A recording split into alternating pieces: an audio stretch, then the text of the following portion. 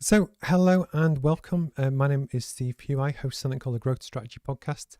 And what I try and do is introduce you to interesting people that can help your business or career. And Sophie is someone that I've wanted to get on for a long time. We're in the same circles, but we've never actually properly spoken properly. I'll touch on that in a second. But it's that kind of thing of often with social media, and we're going to talk about Sophie's various companies and stuff.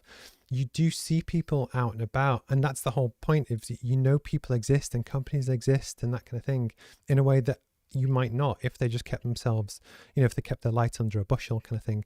So we will talk about awards today and kind of social promotion. And I know a lot of people think it's quite awkward to kind of promote yourself, promote your business, but almost why it's really important. Sophie did a really good TED Talk on this topic, which we're going to touch on as well. And basically, if you join us for the next kind of 30 or 40 minutes, it should be a nice chat. And also, if you drop in the comments any questions or anything, I'll bring them in as well. So see, this is the wonder of doing live stuff. I have a little gadget, and if I press the wrong button, it just goes to a blank screen. But it's what's called a first world problem, so I'll forgive it. So, Sophie, how's your Thursday been? All right, a bit manic. I took my first holiday of the year about 2 weeks ago, but it feels like about a million years ago. Where did you go? Anywhere nice? I went over to New York, and it was amazing. It was so good. I've been quite a few times, and I could talk about it literally all afternoon because it's one of my favorite places. But the weather was amazing. I went with a really great friend who was good company, and we just did lots of cool, very non-touristy things, ate good food. It was very relaxing, but yeah, in catch-up mode now for sure. Because I have a list on my phone, and it's a note of everywhere I've ever been, and I ranked them. And New York is number one. You got Rio number two, Rome's number three, and literally, so I was in Dubrovnik last week, and I think that's like number 18 or so. But I love New York. It's one of my favorite kind of places. It's just class, isn't it? There's just so much to do, and I think people think of it as this busy Times Square loud place, and it's not. It's so much more. And yeah, I could go there a few times a year and never get bored for the rest of my life. No, I do love it. So I've been aware of you for a while. It's there's certain people that you kind of like. I acknowledge people's game, if that makes sense. So there's certain people that are good at stuff, and even if I've never spoke to them, I see them around. I see them doing this. You know what I mean? And then yeah. And then likewise, but we were. Is it called horticulture? It's like a restauranty, pubby. Yeah. Yes. And basically, I was with some friends, and you were with one of your friends, but we'd never actually met. You're with, I think. I was there with my friend Laura, maybe. And it was just, I could have come across and said hello, but you're like, who the hell's this guy? So, regardless. But anyway, thank you for kind of coming on. So what we tend to do on this is that we go back and we share different people's stories to hear about where they were and how they grew up and how they got to where they are today, in the hope that it kind of inspires other people that, so I grew up in Liverpool. And, one of the jokes I make every week is the fact that one of the careers talks we got at school was not to go to prison. And it was as simple as that. It really was. But the point is, now with the internet, you could be from anywhere in the world. And you think, you know what, I'd love to get into marketing, PR, finance, whatever. But you can discover and learn from other people's journeys, that even if that's not in your direct social circle. So your mum and dad might work in Asda, and there's nothing wrong with that. But if you have bigger dreams and ambitions, often you follow people that you've met or you've seen online or whatever. So I always think it's quite important to kind of share that journey, if that kind of makes sense. So can I ask, where did you grow up? Where did I grow up? I grew up in Newcastle. So I am from Newcastle. I feel like my accent's coming back a bit more in the last couple of years because I've just been spending more time here. But I did grow up in Newcastle. My parents aren't from Newcastle. So my dad's from Belfast. My mum's from London. They met at Newcastle University and fell in love. How lovely. And stayed. And then I grew up in Jesmond and Heaton, and then went off to uni in Leeds. Decided to come back to Newcastle because I like Newcastle, it's class. Had this real aversion to going to London for work at that point in my life. I found it really overwhelming, too big, too scary. And that's probably a regret that I didn't go to London earlier. So it took me till I think I was about 27 when I went off down to London, and then had a bit of a career down in London for a while, and then ended up back in the northeast. No, sounds good. One of the things I'm always keen to ask, I know you're doing your PhD on entrepreneurship, especially female entrepreneurship, but I think there are certain character traits that people follow through that kind of go into entrepreneurs. So what were you like at school? Do you know what? I think if I was to describe what I think I was like at school versus what a friend or maybe a teacher would describe I was like at school, I think it would be different. So I look back at the time that I was at school, and I think I was quite quiet. I'm Mm-hmm. laughing now because I probably obviously wasn't quite, but I felt like I was one of the quieter ones. And also just really steady. So I was in top set for everything, but I wouldn't look back and say I was really clever. I think I was always probably in the middle of Mm-hmm. top set. Definitely wasn't in the top for anything. I was definitely in the bottom of the top set for math. I don't even know how I got to the top set for math. I was absolutely rubbish.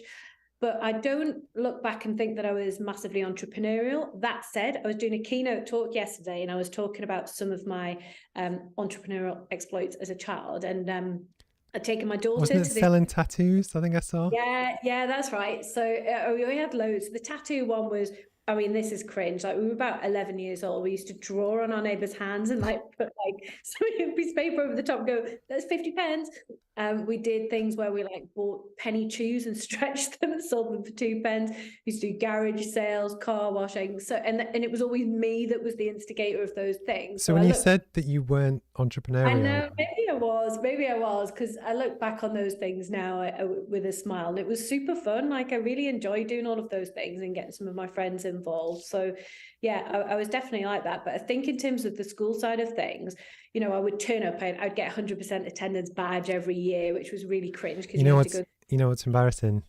Have I ever said this before? So basically, my mum worked multiple jobs. She did loads of different stuff. But because of that, she forced us to go to school. Yep. So I went to somewhere called Maricourt Catholic High School. And in first year, year 7, I got 100% attendance. And basically, I got 7 years, 100% attendance. So I never missed a single day of the entire school or sixth form. And what was really bad, because you're in a class, a year group, you know, when they do what they called assemblies at the end of review, where you get the whole school. And it's bad enough if you had 1 year, and it's just like you get jeered for being not the SWAT, but it's like it's embarrassing the fact that you just had 100% attendance. So I've never had anyone ever say that before. So yeah, well, I just like, my parents are pretty tough and they expect quite a bit, and they were just like, you just get on with things, like that's the thing, which isn't great in some ways, because I think I find it difficult to have empathy for people that are unwell or something. You know, I do just crack on with things, and I think actually when you own a business, you actually have to be fair. So actually that's been quite useful. But yeah, I turned up, but I didn't love school. I didn't hate it at all, but I didn't love it. You know, there were some subjects I was better at than others, but I don't think, looking back now, that I appreciated the opportunity that education gives you. So it was only when I became older and I did a master's. So even at university, I just literally did the bare minimum. I had a job in a nightclub that What was your degree in? I did a retail management and business degree. Yeah, cool. And I wanted to be a fashion buyer. That was why I did that. And then found out you had to move to London, so then didn't do it. So, but I ended up working in a nightclub in Leeds, and I absolutely loved that job. But it meant that I was up till 4 and 5 o'clock in the morning. I always had lectures at 9, which I never went to. So I literally did the bare minimum to scrape through. So it was only sort of when I got into my late 20s and went back to uni and did a master's that was sponsored by my employer at the time, and then now doing a PhD that I am paying for, that I take it seriously. And education is such a privilege, and it's a gift, and I really value it now in a way that I didn't when I was younger. I couldn't agree more. I think what's quite funny is that when you kind of look back in hindsight, is that I don't think I properly like grew up until I was probably 22, 24. I know people develop at different ages and stuff. But it's just something that for me, but actually I think when you find your passion and you find what you love to do, that's like you understand the reason for learning. So you're not being taught, like I always hated history and I was crap at languages. So if I was forced to do something I didn't like, I kind of rebelled against it. But like the amount of learning and self-development and stuff that I've done in the past 20 years is just off the charts. But because I can see the benefit. And I think that's the big thing, is that I don't think they teach kids enough. There's a reason why we do all this stuff. And although maths is crap and you hate doing it and you don't care about Pythagoras, if you want to build a bridge or an engine or whatever, engineering's really important. And to do that, you need to do this. And I don't think people actually walk you through the steps to really explain the career goal based on what you learn. Does that make sense? As where I think as you grow up, you realize, especially for business, you know, if I get better at this, I can make more money. And it does a very, distinct exchange that I think happens in your adult life. No, cool, cool. So after you're in Leeds and you've been Yeah, in a nightclub, what yeah. happened next? How did your career start? So at the point where I realised that to be a buyer, I had to move to London and didn't want to do that, I applied for the John Lewis graduate training Mm-hmm. scheme back in Newcastle. So I'd had a lecturer at uni who had been a senior buyer at John Lewis and used to talk about John Lewis all the time, and I thought it sounded like a cool place to work. So I applied to the program. I got on, and I specifically applied to Newcastle. So I then did I basically ended up managing pretty much every department in the shop. They used to just move me around, and I would get really comfortable somewhere and be really starting to enjoy it. And then they would tap me on the shoulder and say, "Right, we've got a new challenge for you," and I'd be off to somewhere else. And then kind of fell into HR within John Lewis and got to a point where I had the tap on the shoulder to say, "Hey, look, you're only, I don't know, I was maybe 24-ish at the time. Mm-hmm. If you want to progress, you need to leave, as Wow. in leave branch, and go to either another store or to London." So I went to London on a 6 months secondment, but I never came back, and I did maybe 8 years, I think, down there. Wow. So really good fun, really enjoyed it. I'm still in HR, so I ended up doing a store opening program. So I Mm-hmm. used to design training materials for senior managers that would join in the business from, externally, from outside of John Lewis, and got to open stores in Cambridge, Liverpool, Leicester, Cardiff. So really good fun because I didn't have any ties at that point. So living in London and then Yeah, I get going it. around the country was pretty cool. And then at that point was when I started doing the masters. So I then thought I need to do something other than learning and development because I'd done that for quite a while at that point. So I ended up moving into a role that was taking on responsibility for all of graduate recruitment for John Lewis. I did Wow. John Lewis and then the whole partnership, and then I took on apprenticeships, and it grew from basically one graduate program and a summer placement scheme to 18 different programs. Mm-hmm. And we moved from number 74 in the Times Top 100 graduate employers up to number 9, won loads of awards, and I really, really loved it. So that was probably my most fun job there. And I did that job for 5 years, which is the longest I think I've ever done anything ever. So Because what I remember that I think we're similar age, but it was when, because at uni you used to get those top 100 books. There was a physical book. It still exists. This is how old we are. And it was, and you would literally, graduates are lazy. I'm going to put it out there. There's a book with 100 employees in, generally bigger employers. Like Aldi was always in there, and Rolls Royce for engineers and stuff. And you would probably go through, look at them, look at the salaries, decide which ones to apply to. It looked interesting. But also realistically, if a company came in to talk to you and it seemed all right, you'd apply for that one as well. And then you would go through. But it's funny when you kind of think back on that kind of process. But it's such an important thing for a business to recruit good talent. I am leading this to where we're going. But it's almost, I get it, but also to see that internally for a big employer that's very prestigious and that kind of thing, I can see how that led on to. So what did you do next? So at that point, I was around about 30, and I had got married around about then, and then I had my daughter a year or so later, and I had this really weird setup, very modern for then, to be fair, where I'd moved back to Newcastle when I got married, and I was commuting down to London from Newcastle. So I only did it once a week. It wasn't every day, but it was a really intense week. I would do Monday and Tuesday in London, and then Wednesday and Thursday at home. So really long days. Wow, that's to tough. get the Friday off, and then I'd go and do baby things on the Friday, Saturday, Sunday. And it was really intense, and it wasn't sustainable. And then the partnership was doing the first of what's now been quite a few redundancy programs. So I had a choice to either go to Bracknell, and I am reasonably motivated by the money side of things, and it was a better paid job, but I wasn't motivated by the responsibilities within that job. Okay. It was the boring bits of my job, and I didn't really fancy it. And it was in Bracknell, which was even more of a ball ache to get to London, so I didn't really want to do that. So I decided to be brave. I don't think I thought it was being brave at the time. It was just the sensible option was to leave. I then looked at jobs in the Northeast. They didn't pay anywhere near what I was on at that point, and I just could not reconcile that, taking such a step back. I mean, I would have been lucky to have got half of what I was on at that point. I just thought I'll never get back to that place.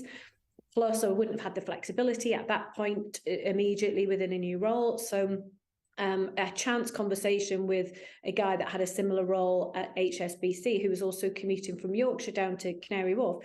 We were like, hey, let's just set up this business. I look back and I think, bloody hell, that was a bit bonkers, really doing With that. a child, that's mental. With a child, yeah, it was a bit bonkers, but things worked out. But the funny thing is that it's what I love. So before we came on the call, I was telling Sophie about some stresses that I've got at the moment. Anyway, but there's a beauty in the naivety of what you don't know. Does that make sense? And it's because of that you can throw yourself into something and you're like, it'll be fine. Well, this is the thing, Steve. I think if I'd known some of the challenges that I would have even within a year of making that decision, would I have made that decision? Probably not. So I'm quite grateful that I was a bit naive at that point in time, because within sort of that first year of setting the business up, and bearing in mind, I mean, we did make money straight away. We did make money because we didn't have any overheads. It was just us working from our bedroom at that point. So we did make money, but it was nowhere near, again, what I was on. And this was a recruitment company, was it? So it was a graduate recruitment and employability consultancy. So we weren't a recruitment agency. We used to design assessment materials for really big companies that you would have heard of. And then we also used to work with universities to prepare their students to get graduate jobs. So it's very niche, really, really fun, really good business. So we started that up.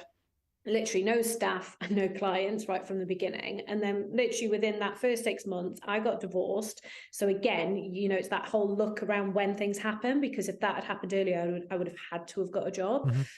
I knew I had to make it work. And that was a really, I mean, you've seen my TEDx, like it was a really crappy time in my life, because you're dealing with all the fallout of getting divorced, which is pretty rubbish. Don't recommend it, but I'll try not to. Well, maybe I do actually. It depends what situation you're in. I don't regret it, but it's pretty brutal. So you're going through sorting all of your finances, your life out. Got a kid. I've become a single parent to a 2-year-old. That's not something that I would have chosen to do. And then a new business. So it's juggling all these things. And I remember being in the spare room in my old house thinking, this is really like proper rock bottom stuff here. Like I couldn't afford my house. I was self-employed, so I didn't have that income to pay for the mortgage. So my poor dad had to lie to his employer, into my mortgage company rather, to say he was going to wait till he was 75 so I could get him to go on the mortgage, because he was old. My mortgage went up because the term reduced. So financially it was pretty challenging time, and emotionally it was a pretty challenging time. But I am a mostly positive person, and I thought, you know what, this is really crap, but this is as crap as it gets, right? The only way is up. 2 years, I had this thing 2 years in my head. I'm just going to work really hard and get myself out of this hole, and that's all I can concentrate on, is keeping my child alive, keeping the business alive, and keeping it growing. And that was it. So I just worked, literally just worked, because I couldn't afford to do anything. I didn't have any money, right? So I cracked on. And then the next challenge came when my business partner started saying that he didn't think it was going to be a big enough business for both of us. So that threw me the first time he said that. And then it was decided to stay another year. And then we got to the end of another year, stay another year, and so on. And then it got to a point where I was like, right, you obviously don't love this business in the way that I do. So, do you want to go? And I'll keep it on. And so that's what happened. And then literally at that point, his role was to go and do the business development side of things, because it was easier for me with my daughter, and I would kind of run the operations. We'd started recruiting a few associates, so we did have a team, but they weren't employees, and we still didn't have an office at that point.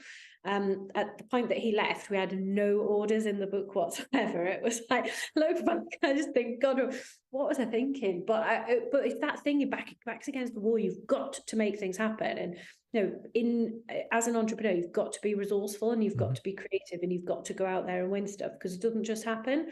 So, that's why it's not for everyone, right?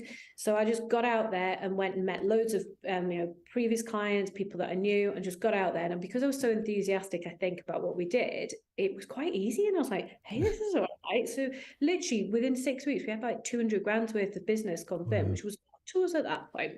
So that was cool.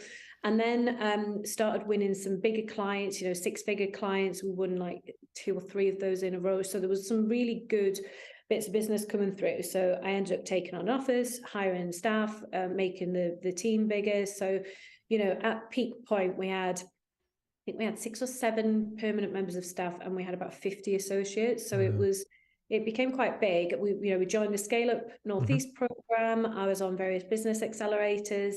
I had a great network. I had people, supporting and advising me and stuff. And yeah, we were winning all that business. And then in 2019, I sold the business. So I'd been approached by another business maybe about 2 years before to do some collaboration stuff. We at that point got on really well, and that was all fun. And then they approached me to sell the business, which I did. It took a long time to complete. Went through 2019, stayed on for my earnout, and then absolutely hated it. Really, really didn't like it. I didn't like. I felt that. So there was me, and then there was the two owners of this other business, and it became a group, and then it started growing, and we were buying up more businesses. So if I was totally motivated by money, the plan was to stay on until that group got so big that we all had an exit where we got loads of money. I had quite a lot of money in it.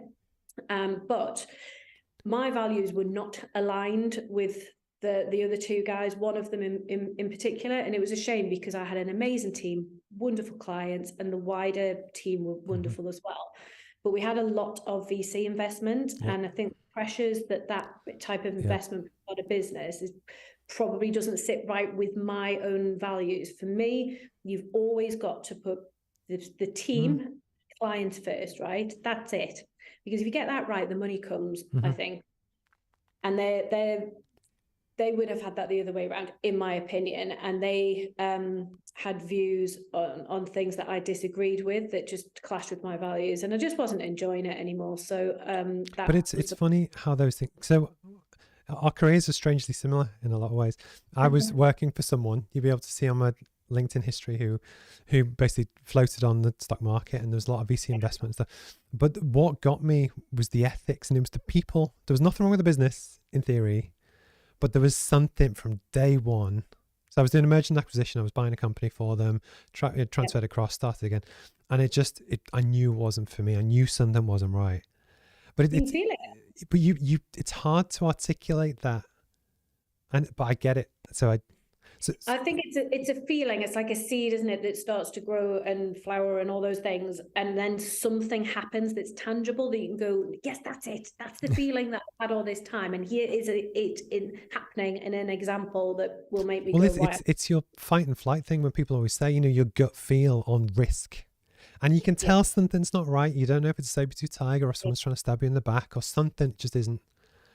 I nearly pulled out of the deal literally the week before I sold the business, and it was because I had that feeling, and it was a feeling with the director that turned out to be, in my opinion, a bit of a wrong one. So I wish I'd gone? You can't. I don't believe in regretting stuff, because what's point? But you wouldn't be doing what you're doing now. And also, I apologize if my camera keeps flashing off. I have no idea why. It's the ghosts. I have no idea. Just I apologize anyway. But the point is, but you wouldn't be doing what you're doing now if it wasn't for that. I've learned a lot. And like I say, it's a waste of energy. It's like being bitter about my divorce 8 years later. There's just no point. So I'd rather spend that energy somewhere where it's going to deliver results rather than making me feel sad. So I did lose a lot of money, and that is painful, because it was only the beginning of 2020. So it was only the beginning of last year that I got out of that business. So it is still quite fresh. And the financial hit is painful. However, it is what it is. And like you say, it's led on to other things. So I don't regret it. I just, would I have done things differently? Yeah, of course I would, but I didn't. So I am where I am. I've got a question for you. So since you kind of had your exit and stuff, and where you are now, what do you work for now? What is it that kind of gets you out of bed? Why do you do this? Why do you do everything you're currently doing? I think everything that I do, I have to enjoy, because, and I talk about this quite a lot around the whole, the work-life balance thing. And sometimes I like to call it, it's more a work-life blend, because if you don't enjoy what you're doing, it becomes a job. And actually, if I wanted a job, then I may as well just go back and get one. And I think, I'm not the kind of person that has set hours or set days. I tend to do work every day. And I yeah, I think it's doing stuff that you enjoy doing with people that you like and clients that you like as well. Sophie, just to explain, I can see you, other people can see me. For some reason, Zoom has gone off. This is. I can't see you. I can just see me, which is kind of off-putting. But... because we're live. I don't know what to do. I'm going to quickly check one thing. Okay. It's just on my end. It should be fine. I'm going to try and jolt it off. It's one of those. It's a first world problem, but it's not great. Steve, I'm so not technical, so I have no suggestions. No, don't worry. How about? Hey, you're back. And I'm just going to put you back into the room. See, the beauty of editing is that nobody will ever know this happened. But just, when we do this, I've had lights fall from the ceiling. I have had everything go wrong. Fire alarms go off. But to be honest, we're happy. We're healthy. You know what I mean? It is what it is. But I was trying to get across that I could still see anyway. But no, cool. I get it. And I completely agree again with the values of what drives me. Because I was similar, I've watched your TEDx talk, and it was to do with how, especially going through my career, there was points where I was more motivated by money and stuff. As where for now, genuinely, it is about social impact. It's giving back. It's doing stuff that it makes me happy. It gives me joy, to, quote Marie Kondo. And then relating to that, I know you do a lot of other stuff. Can you tell us about SmartWorks? Yeah, so SmartWorks, I've been involved in, I've done over 2 years. I've definitely done over 2 years. And SmartWorks was a charity that I had admired from afar. I'd seen it come to Newcastle, and it really spoke to me because obviously that first business was around employability. So, preparing people for work. For those of you that don't know, I have to always plug SmartWorks. It's a female unemployment charity. So we support unemployed women across our region with interview, clothing and coaching, which is going to increase their confidence and make it more likely for them to get a job. And we have over 70% of the women that come into us for that first appointment go on to secure the job that they've got the interview for. So it's a really powerful, amazing service. So I'd admired it from afar. Had never seen any real opportunities to get involved. And it was funny actually, because I'd been talking to the team. This must have been late 2019. And I was saying, the fact the team was saying to me, and if Rachel can hear me now, she'll be laughing to herself, that she'd said in the office next door, and she said to me, next year, can you just not say yes to anything else? Don't take on anything. And I was like, yeah, I won't say yes to anything else unless something happens with SmartWorks. And it was such a throwaway comment, right? And I'd never seen anything advertised at SmartWorks ever. Literally 2-3 weeks later on LinkedIn, I saw an advert for the chair of SmartWorks. The funny thing is, I had this chat with someone today.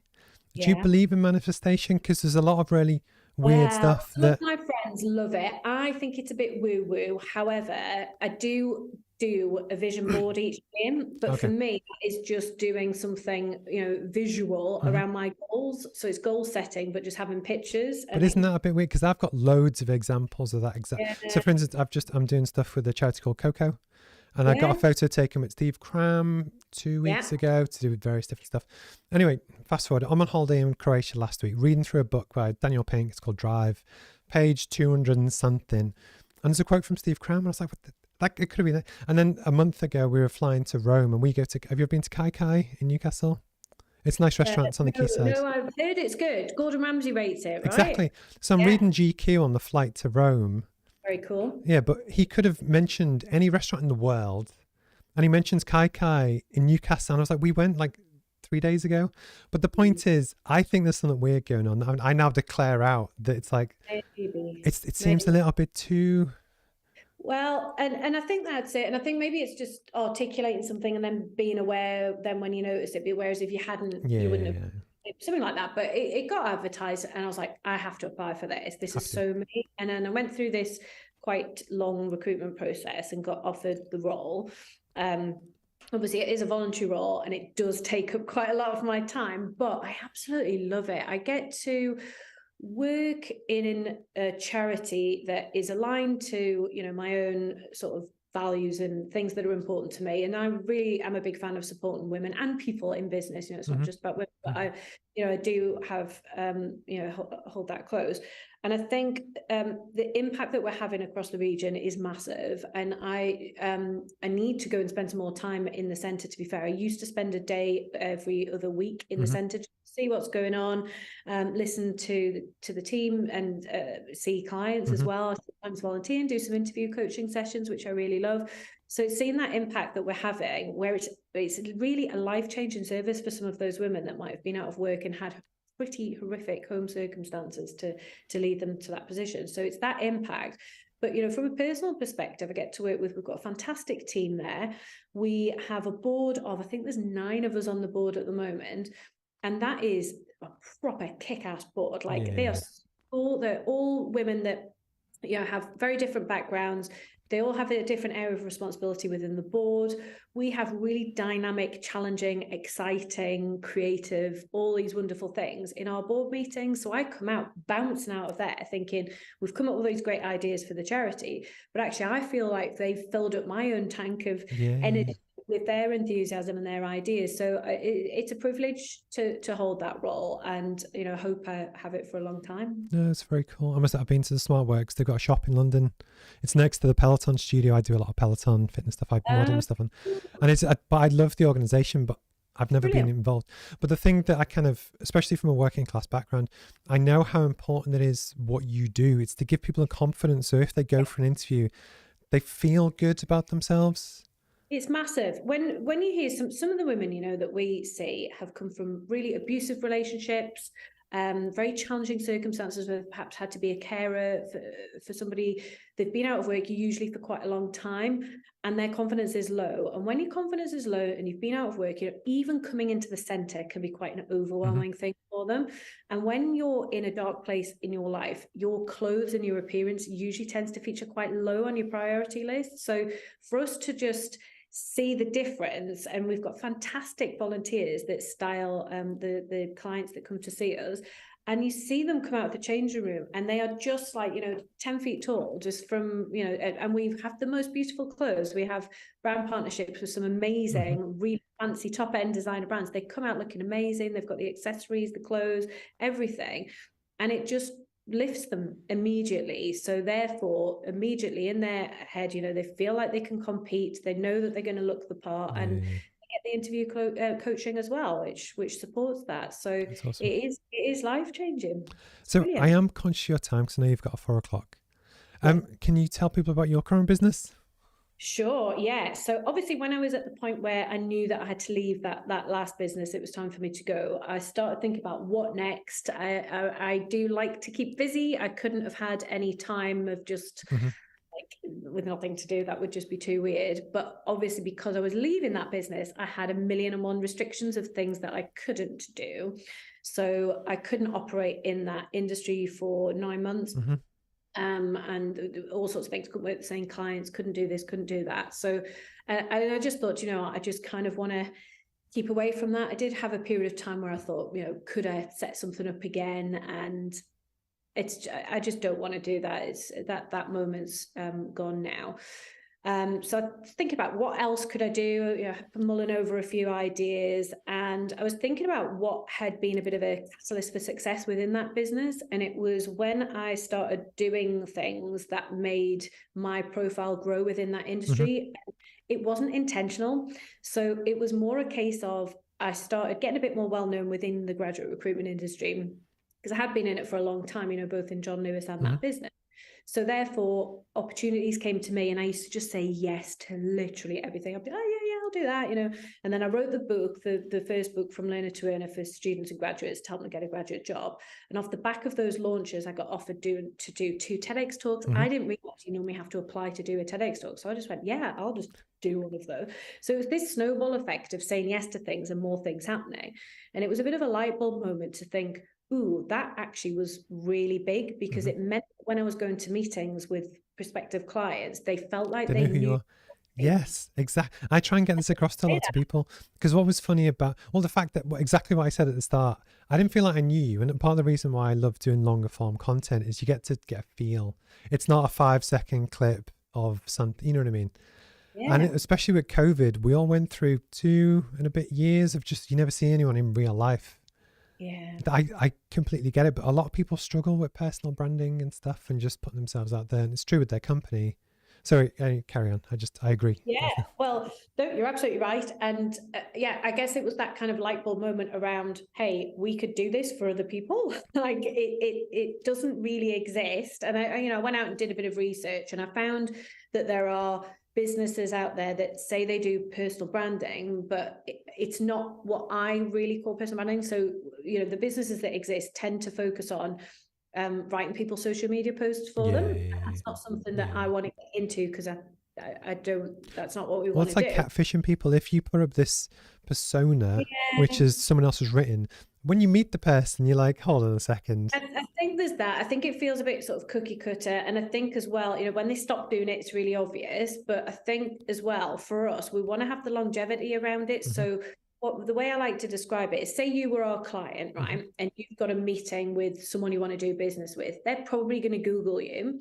And what comes up on Google should be the stuff that we've helped to put there. So it's stuff that should be there across a variety of platforms, that should be there for forever or for a long time, and we should be refreshing all of that stuff. So for me, it's the substance that you can talk about in your own unique style on social media, but there's more to it. So it's things like, awards, it's speaking opportunities, it's content that you've guest articles, it might be a book, all those sorts of things. The podcast, we've got a podcast studio next door, so all sorts of things like that, that kind of add to all of that. And then I went and had a chat with do you know Alice Hall?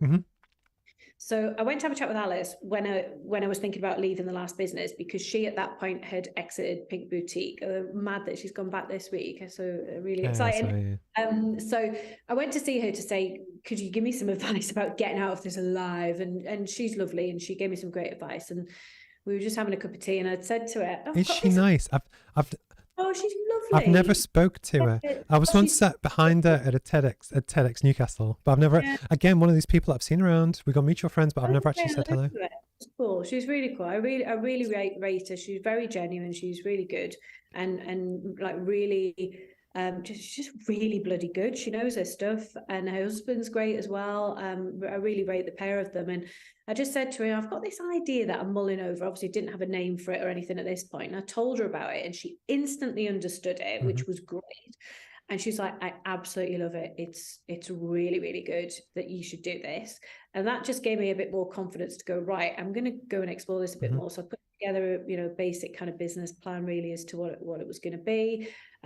Started talking to some of my team in the previous business about coming across to the new one and stuff. And just kind of went from there, really. We did a launch party in Newcastle in March last year that was really well attended. It was one of the first in real life events coming out of COVID. So it felt really special. It was really lovely to have so many people turn up and support us. And then it's just been going from there. We're not even 18 months old yet. We just won our first awards. We practiced what we preach. We won an award at the Startup Awards for best, I think it's marketing, PR and advertising agency. So really excited and proud to have won that. And we're winning new clients all the time. We've now got that challenge around. We've got lots of people that want to work with us, which is brilliant. We're getting loads of referrals. We're getting loads of But that's the whole point for me, is that with especially with marketing, it's one of those things that you can go on and you can see people's evidence about what they're good at. But the point is, you want to be known as the person. So if you want to look at personal branding, how do you do that? Oh, Sophie. And you just want the 13,000 people in your network. That's what we're getting, and that is mint. It's really cool, because we're having to now manage all these inquiries, and we're kind of at the point where we need to just work out what the direction is, because we really need more people within the team, I think, to deliver on what the demand is.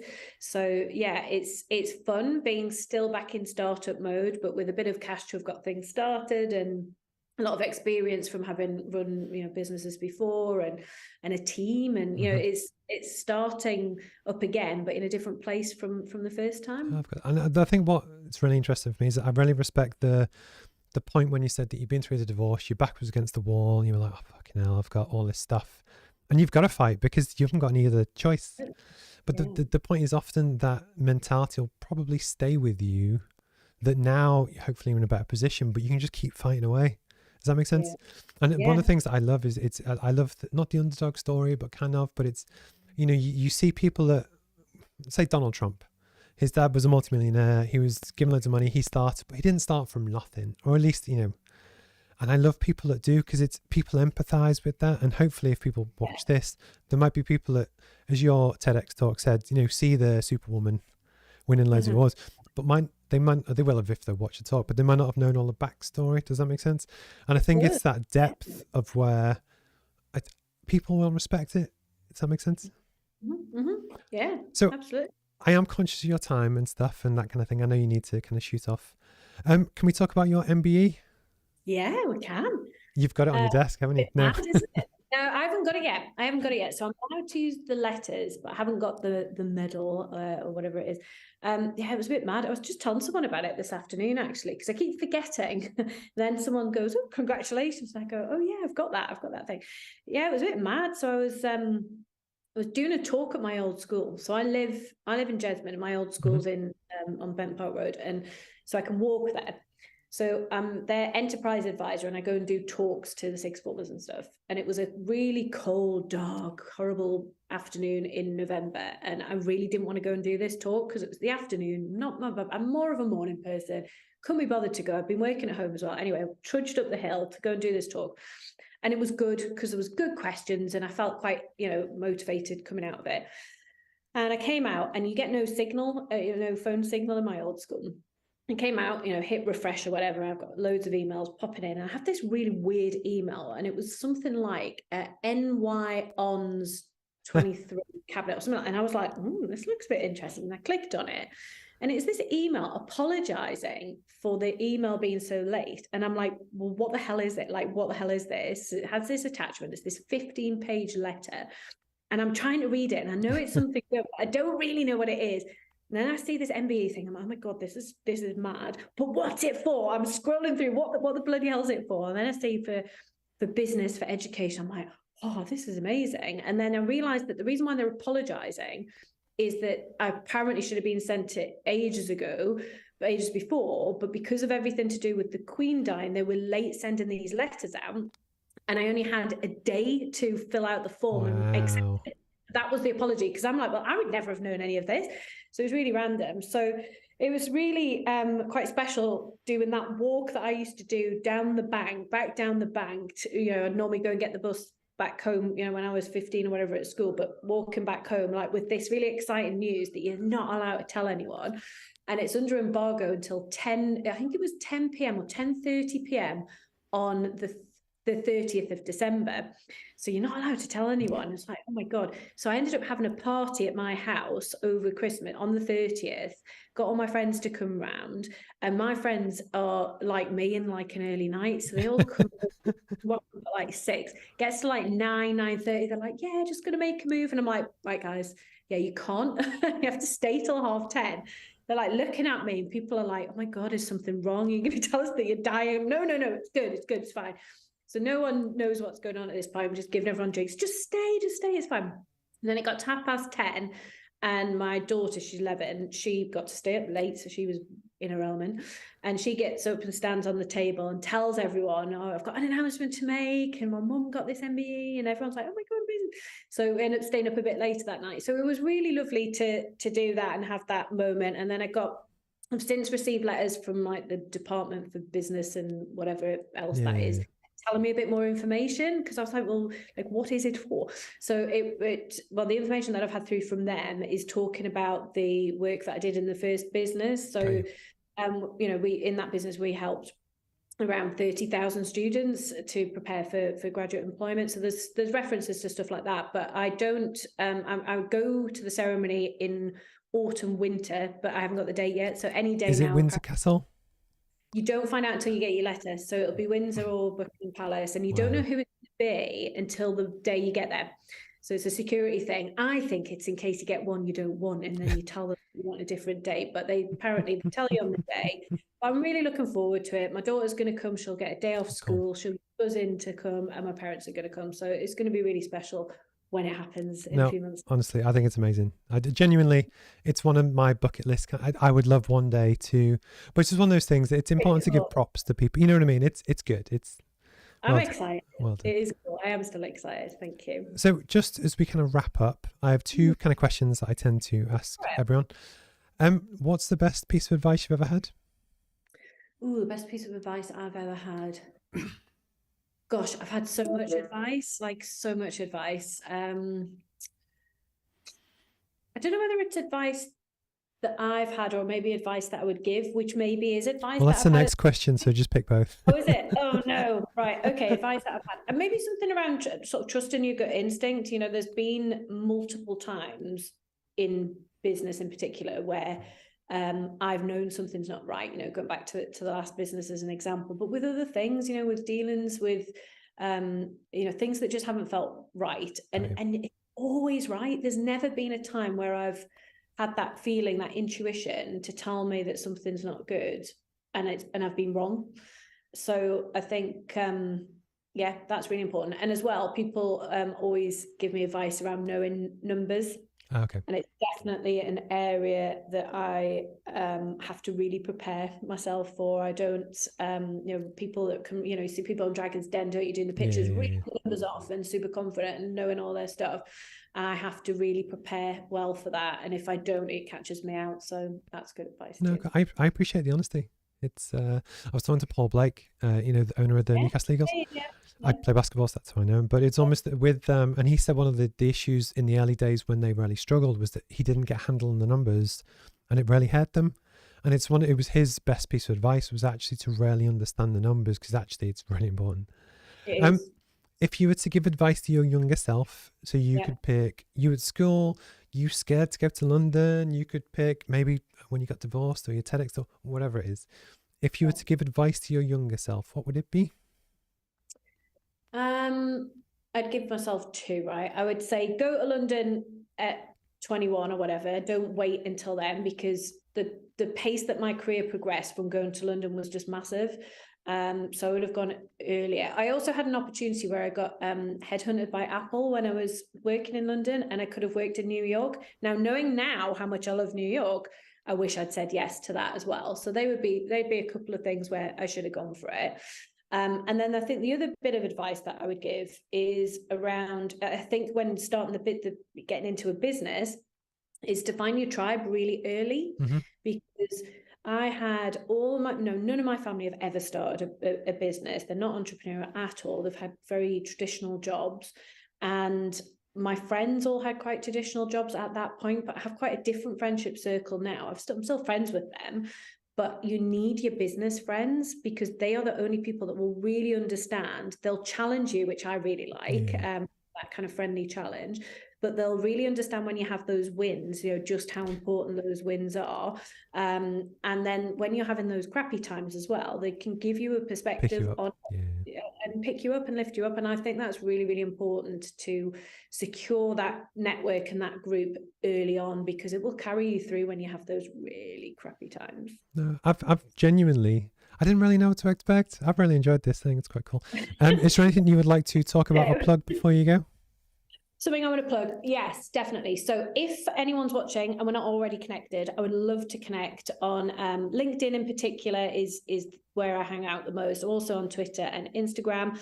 But on my LinkedIn, if you go into my profile, in that bold bit where I can send people to a website, I have a link to our free profile quiz. So if anyone is interested in seeing where their personal brand is right now, you can click on the link. It'll take you to a free quiz. It should take you 3 minutes to do on any device. It will give you a score for any area, every area that we feel makes up your personal brand, with some hints and tips as to how you can improve that. So I want to send people there. It's a really cool piece of software as well. So if anyone loves the software and thinks it'll work for their business, hit me up for a referral code, because I'm an angel investor in the software, and I can give you a free 30-day trial. Cool. Well, I appreciate you've got your 4 o'clock, so you have 7 minutes to get there, which is kind of... No, honestly, genuinely, I've really enjoyed it. I think it's we talk about the reason why it's good to do this and building your network, and it's hard to get the time to go and see people. And we're both in Northeast Times magazine. I think we're both advertising there, and it's just, but often it's hard to get an hour to just learn about people's backstory, and I just think it's cool. I think I've really enjoyed it. Massive congrats again on the MBE and everything else. Thank you for your time today. Stay in touch. Say hello. If you see me in horticulture again, come and say hi. Well, I might come and check out your podcast studio just because I love techie stuff. I love stuff like that. So I might come and say hello at some point. But no, I will let you go. But thank you for your time, and keep in touch. Thank you. No worries. Cheers. Bye.